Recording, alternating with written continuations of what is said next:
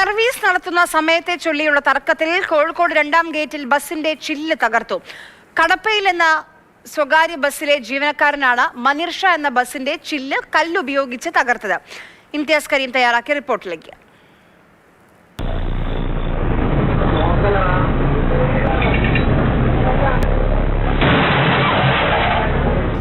കോഴിക്കോട് നഗരത്തിലെ 2ാം ഗേറ്റിൽ രണ്ട് സ്വകാര്യ ബസ്സുകൾ തമ്മിൽ സമയത്തെ ചൊല്ലി ഒരു തർക്കമുണ്ടായിട്ടുണ്ട്. ആ തർക്കത്തെ തുടർന്ന് ഇപ്പോൾ ഒരു ബസ്സിന്റെ മുൻഭാഗത്തെ ചില്ല് മുഴുവനായിട്ടും തകർത്ത അവസ്ഥയിലാണ് ഉള്ളത്.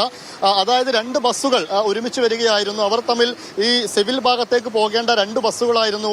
ഒന്ന് കടപ്പയിൽ എന്നു പേരുള്ള ബസ്സും മറ്റൊന്ന് മനിർഷ എന്നു പേരിലുള്ള ബസ്സുമാണ്. കടപ്പയിൽ ബസ്സിലുണ്ടായിരുന്ന ജീവനക്കാരൻ 2ാം ഗേറ്റിലെത്തിയപ്പോൾ അവിടെ നിന്ന് ഇറങ്ങി വന്ന് ഹോളോബിക്സ് ഉപയോഗിച്ച് ഈ മനിർഷ എന്ന ബസ്സിന്റെ മുൻഭാഗത്തെ ചില്ല് തകർത്തു എന്നാണ് ഇപ്പോൾ ഇതുമായി ബന്ധപ്പെട്ട് ഇവിടെ ഉണ്ടായിരുന്ന ആളുകളൊക്കെ പറയുന്നത്. ആ ഡ്രൈവർക്ക് ചെറിയ രീതിയിൽ പരിക്കേറ്റ് അവരെ ഇപ്പോൾ കോഴിക്കോട് മെഡിക്കൽ കോളേജ് ആശുപത്രിയിലേക്ക് പ്രവേശിപ്പിച്ചിട്ടുമുണ്ട്. അതോടൊപ്പം ഇതിലുണ്ടായിരുന്ന ഒരു സ്ത്രീക്ക് പരിക്കേറ്റതായും പറയുന്നു. 2 ബസ്സുകളും ഇപ്പോൾ പോലീസ് കസ്റ്റഡിയിലെടുക്കുകയും ചെയ്തിട്ടുണ്ട്. ഒരാഴ്ച മുന്നേ ഇതേമാതിരി ആ വണ്ടി കൊണ്ട് തട്ടിച്ചാണ്.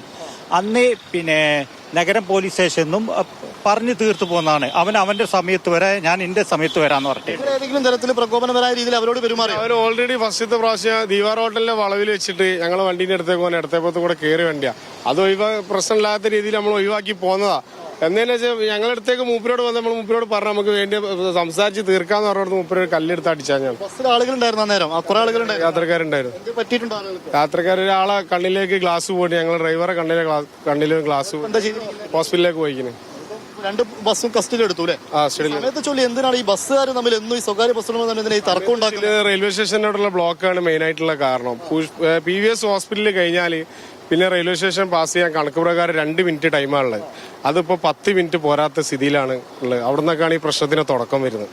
എന്തായാലും നഗരത്തിൽ ഇങ്ങനെ ഈ ബസ്സുകാർ തമ്മിലുള്ള മത്സരയോട്ടം, സമയത്തെ ചൊല്ലിയുള്ള തർക്കം ഇത് അനുദിനം വർദ്ധിച്ചുകൊണ്ടിരിക്കുകയാണ്. പോലീസ് ഇടപെട്ട് ഈ വിഷയത്തിലൊക്കെ ഒരു അടിയന്തര പരിഹാരം ഇത്തരക്കാർക്കെതിരെ എടുത്തില്ലെങ്കിൽ വീണ്ടും ഇത്തരം സംഭവങ്ങൾ നമ്മുടെ നഗരത്തിലടക്കം ആവർത്തിക്കുമെന്നുള്ളത് തന്നെയാണ് കാര്യം. ക്യാമറമാൻ ഷെജിൻ നരിപ്പറ്റയ്ക്കൊപ്പം ഇംതിയാസ് കരീം, മാതൃഭൂമി ന്യൂസ്, കോഴിക്കോട്.